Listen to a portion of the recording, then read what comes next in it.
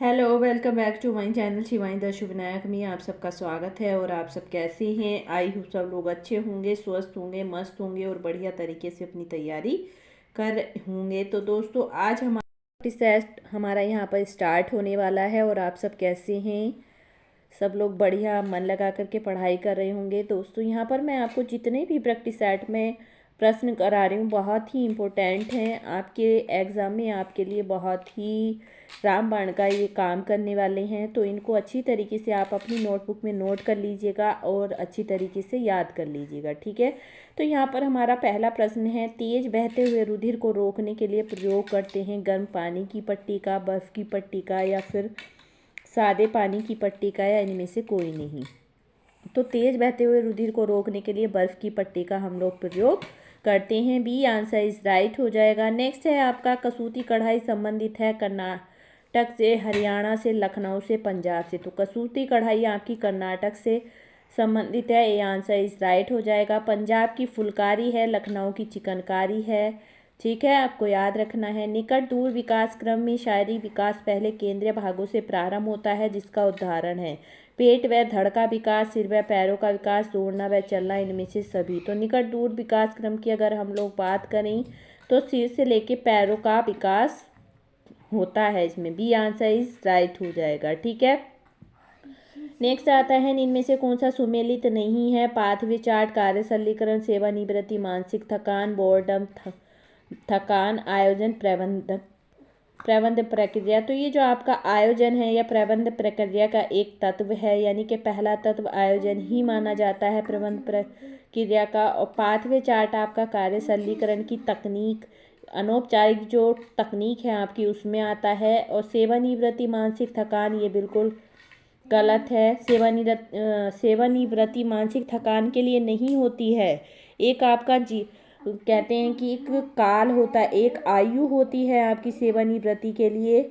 आयोग ने एक आपकी आयु बना दी है कि 62 साल में या 65 वर्ष में आपको सेवानिवृत्ति होनी है। तो ये मानसिक थकान के कारण सेवानिवृत्ति नहीं होता है। बी आंसर इस राइट हो जाएगा। मल मूत्र का निस्तारण करते हैं टेंचिंग द्वारा, कंपोस्टिंग द्वारा या दोनों के द्वारा? तो मल मूत्र का निस्तारण दोनों के द्वारा किया जाता है। सी आंसर इस राइट हो जाएगा। निम्नलिखित में से कौन सा सुमेलित है? विटामिन ए से जीरोफेथेलमिया होता है, वेरी गुड है ये जी, बिल्कुल। विटामिन ए से जीरोफेथेलमिया होता है, वाइटोट स्पॉट होता है, रतौंधी होता है उस। और नेक्स्ट है आपका, विटामिन बी से क्रेटोमलेशिया होता है। नहीं जी, विटामिन बी से क्रेटोमलेशिया नहीं होता। क्रेटोमलेशिया आपका विटामिन ए से ही होता है। विटामिन सी से क्वासियोरकर होता है। नहीं जी, प्रोटीन की कमी से क्वासियोरकर होता है। विटामिन डी से ऑस्टियोमलेशिया होता है। बिल्कुल नहीं। कैल्शियम की कमी से ऑस्टियोमलेशिया होता है। और निरंतर कैल्शियम की कमी जब बनी रहती है तो उससे वृद्धों में ऑस्टियोपोरोसिस रोग हो जाता है, जो आपका 2021 के पेपर में पूछा गया है आपसे, ठीक है। तो यहाँ पर सुमेलित की बात कर रहा है, तो ए आंसर इज राइट हो जाएगा। विटामिन ए की कमी से ही जीरोफेथेलमिया होता है। नेक्स्ट है आपका, राइबोफ्लेविन का अच्छा स्रोत क्या होता है? अंडे की सफ़ेदी, पनीर, मक्खन, उपयुक्त सभी। तो राइबोफ्लोविन का अच्छा स्रोत आपका, राइबोफ्लोविन का सबसे अच्छा स्रोत जो माना गया है आपका, सोर्सेज जो माना गया है, पनीर को माना गया है। ये राइबोफ्लोविन क्या है? राइबोफ्लोविन विटामिन बी 2 का रासायनिक नाम है। विटामिन बी 2 को राइबोफ्लोविन कहते हैं। इसकी कमी से चिलोसिस रोग हो जाते हैं, यानी कि होठों के किनारे फट जाते हैं। निम्नलिखित में से पूछ रहा है कौन सा सुमेलित नहीं है? Refrigerator, क्रिस्पेटर, vacuum nozzle, pressure cooker, went tube या ओवन नोजल।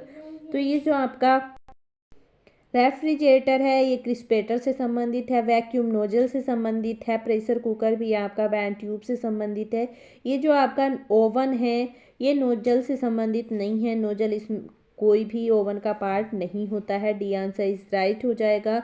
नेक्स्ट प्रश्न है, शैशवावस्था में बच्चों में कौन सा संवेग नहीं पाया जाता है?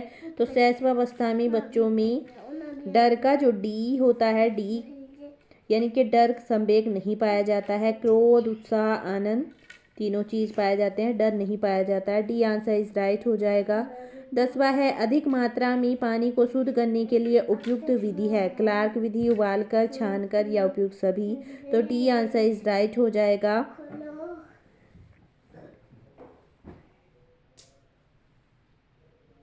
पर पूछा जा रहा है सामान्य मूत्र का विशिष्ट घनत्व कितना हो सकता है। 910 से 1010, 1025 से 1038, 1038 से 1040, 1010 से 1025। तो यहाँ पर सामान्य मूत्र के विशिष्ट घनत्व की अगर हम लोग बात करें तो बी आंसर इस राइट हो जाएगा 1010 से 1025। ठीक है। और यहाँ पर दशमलव में अगर हम लोग बात करें 1.005 से लेकर के 1.00030। Okay, right answer. नेक्स्ट है पीछे मलाशय तथा सामने मूत्राशय के मध्य स्थित होता है कैलिस, गर्भाशय, अपरा या वक्र। यहाँ पर मलाशय के पीछे और सामने मूत्राशय के मध्य जो स्थित होता है आपका, तो ये आपका गर्भाशय स्थित होता है। सी आंसर इस राइट हो जाएगा आपका। नेक्स्ट है ऊनी वस्त्रों की परिसज्जा में खींचने की क्रिया को क्या कहते हैं। ग्लेजिंग कहते हैं, क्रैम्बिंग कहते हैं या साइजिंग कहते हैं। ऊनी वस्त्रों की परिसज्जा में खींचने की क्रिया को क्रैम्बिंग कहते हैं। बी आंसर इस राइट हो जाएगा। ये लेकिन आपको ध्यान में रखना है, अगर आप कहीं पर भी प्रैक्टिस सेट पेपर सॉल्व कर रहे हैं, अपने पास आपने ले रखा है, तो वहाँ पर आपको साइजिंग देखने के लिए मिलेगा या ग्लेजिंग, लेकिन ये दोनों ही ऑप्शन गलत हैं। ग्लेजिंग और साइजिंग खींचने की क्रिया में काम नहीं आता है। खींचने की क्रिया को क्रैम्बिंग कहते हैं। ठीक है। वायरस द्वारा फैलने वाला रोग है कोलरा, चिकन पॉक्स, डिप्थीरिया या वुफिंग कफ। तो यहाँ पर विषाणु के द्वारा होने वाले रोग की बात की जा रही है। तो विषाणु के द्वारा जो आपका रोग होता है, विषाणु के द्वारा चिकन पॉक्स होता है, यानी कि खसरा होता है आपका। कोलरा हैजा आपका जीवाणु से होता है। डिप्थीरिया भी जीवाणु से होता है और काली खांसी भी आपकी जीवाणु से ही होती है। नेक्स्ट आता है दो या दो से अधिक अस्थियों के जोड़ को क्या कहते हैं। संधि, तंतु, उपास्थि या अस्थिकला। दो या दो से अस्थियों के कहा जाता है। सी आंसर इस राइट हो जाएगा। नेक्स्ट है खाद्य संरक्षण की घरेलू विधि है रेफ्रिजरेशन। Very good. फ्रिज में हम चीज़ों को संरक्षित कर सकते हैं, नमक व चीनी द्वारा भी कर सकते हैं, डिहाइड्रेशन द्वारा भी कर सकते हैं। डी आंसर इज राइट हो जाएगा। दांतों को कितने भागों में विभाजित किया जा सकता है। तो दांतों को आपके चार भागों में विभाजित किया जा सकता है। एक होते हैं छेदक, एक होता है भेदक और एक होता है प्रीमोलर, एक होता है मोलर। यानी कि 4 प्रकार के आपके दांत पाए जाते हैं। ठीक है। लाल रक्त कोशिकाओं के निर्माण के लिए आवश्यक होता है protein, vitamin C, vitamin D या फोलिक एसिड। तो लाल रक्त कोशिकाओं के निर्माण के लिए आवश्यक होता है folic acid. B answer is right हो जाएगा। फोलिक एसिड को क्या क्या कहा जाता है। फोलिक एसिड को विटामिन एम भी कहा जाता है और विटामिन B9 भी बोला जाता है इसको। Hello guys.